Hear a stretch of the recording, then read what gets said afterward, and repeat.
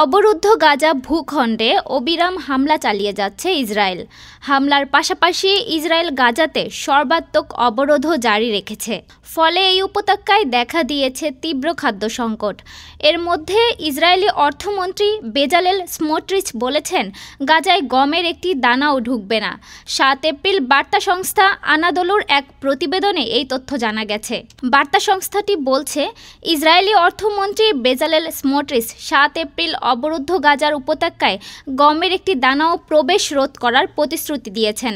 স্থানীয় সরকার এবং মানবাধিকার প্রতিবেদন অনুসারে গত ২ মার্চ থেকে গাজার সীমান্ত ক্রসিং বন্ধ করে দিয়েছে ইসরায়েল।